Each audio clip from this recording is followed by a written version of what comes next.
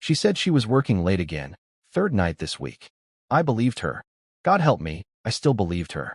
Until I didn't. I remember the Tupperware in my hands, warm from the microwave, filled with her favorite stir-fry. The same kind I made the night she told me she loved me for the first time, back when we were still figuring out what forever meant. I thought I was being sweet. Thought I was surprising her.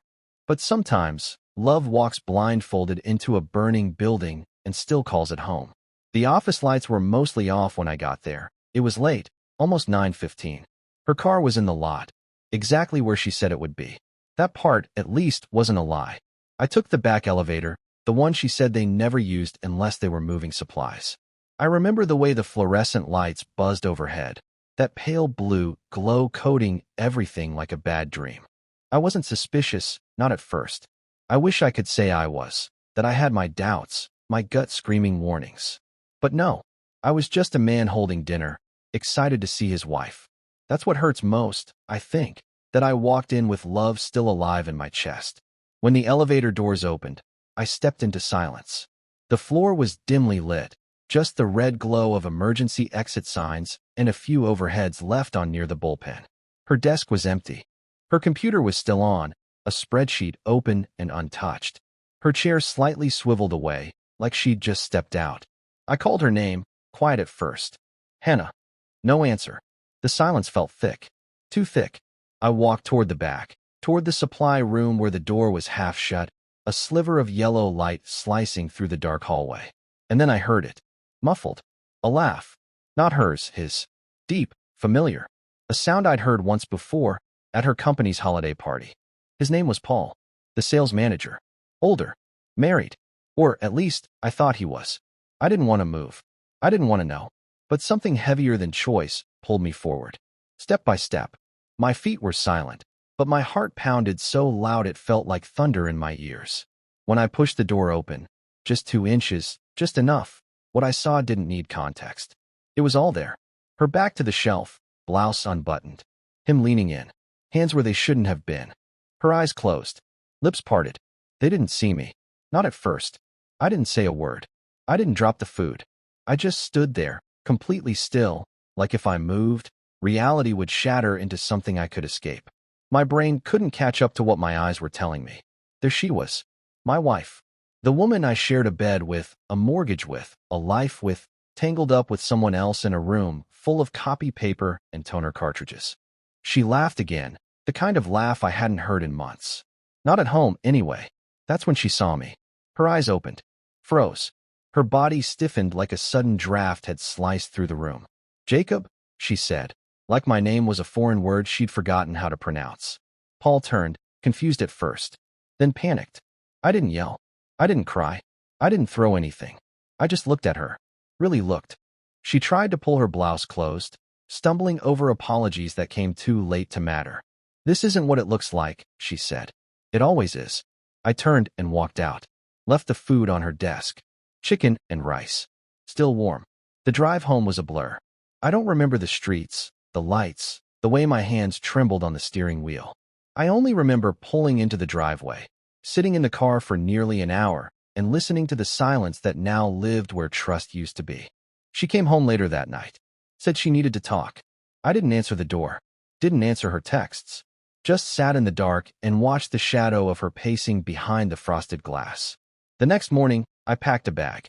Not because I was weak, but because I knew, if I stayed, I'd lose whatever was left of me. You see, infidelity doesn't just break the heart. It rewrites the past.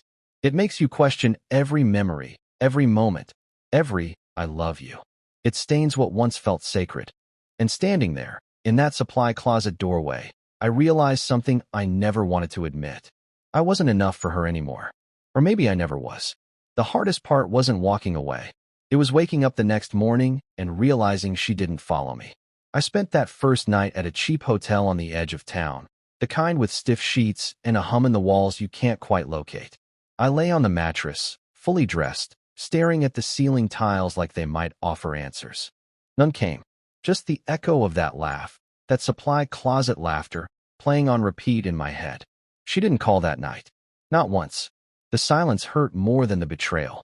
Because silence, I've learned, is a kind of truth too. Around 9 a.m., my phone finally lit up. 17 messages. All from Hannah. The first few were excuses, shaky, defensive, coded in panic.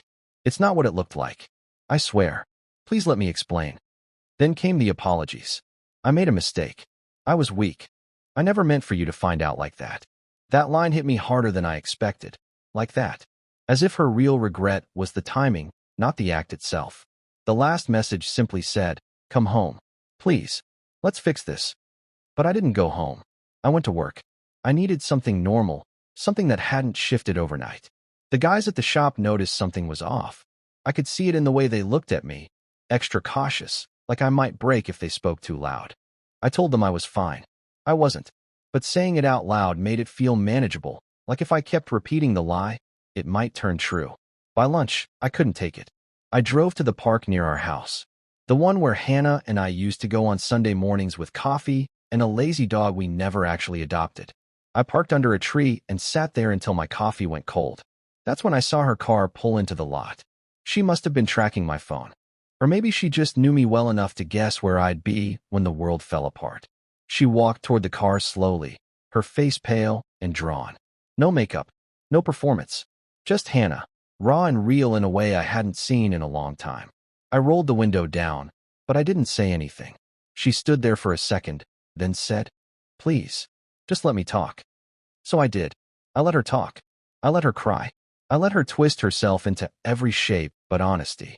"I don't know why I did it," she said. It didn't mean anything. But I'd read enough books, heard enough confessions from friends to know what people really mean when they say that.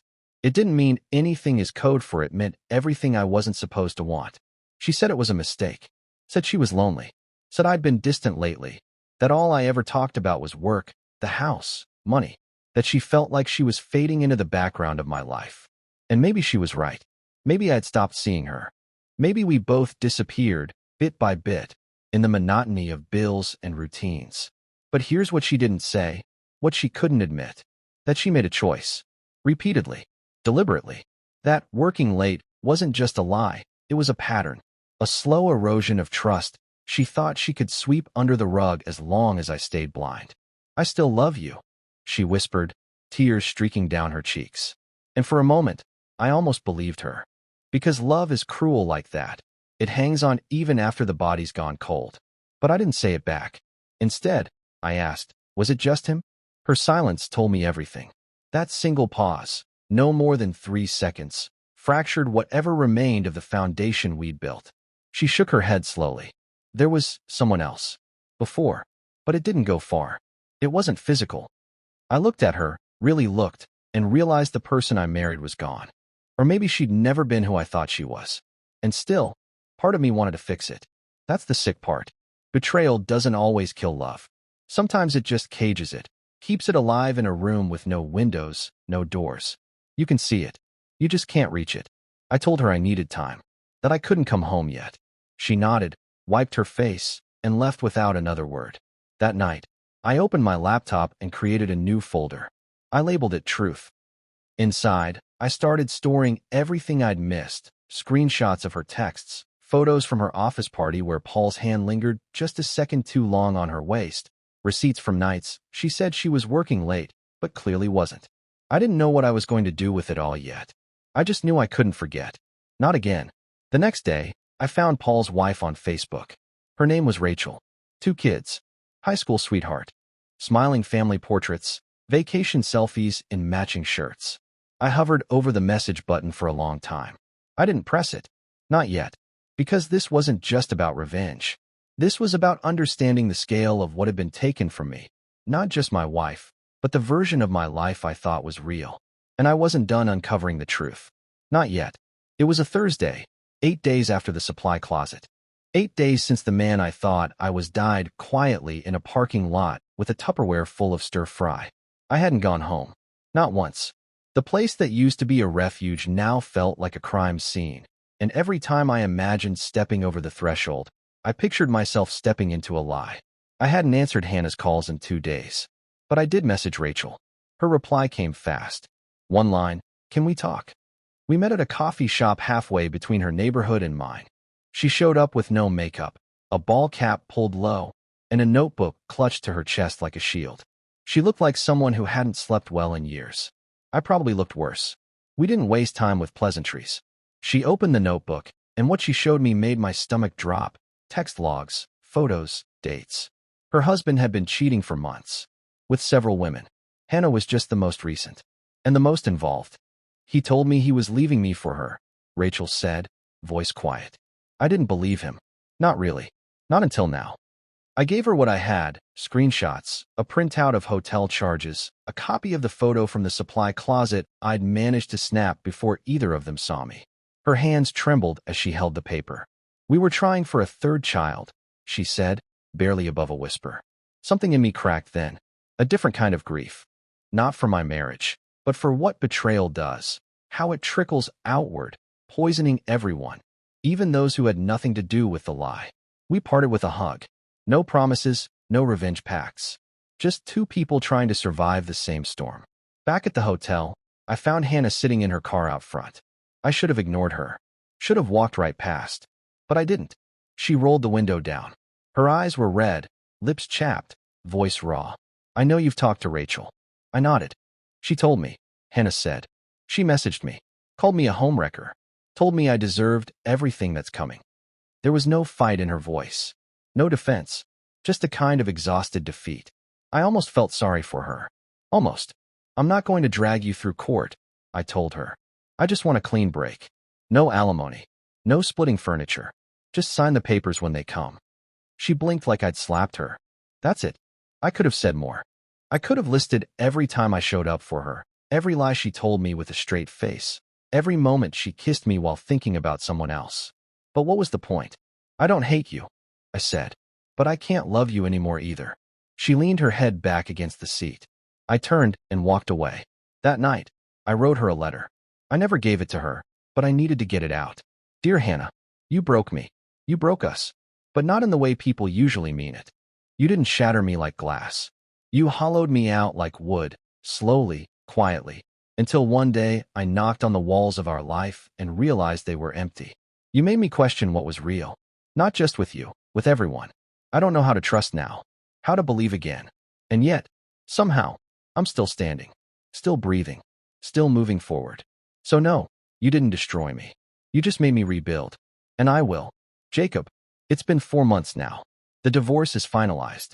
Rachel and I still talk, not often, but enough.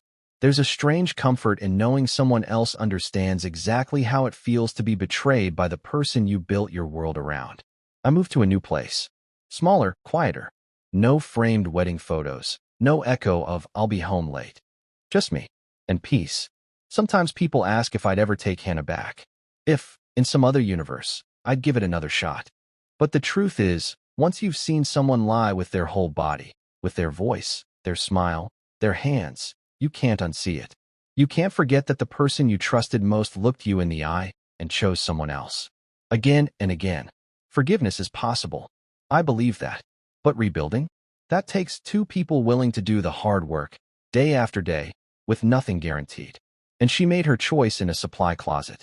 So I made mine. I chose to walk away. Not because I stopped loving her, but because I started loving myself.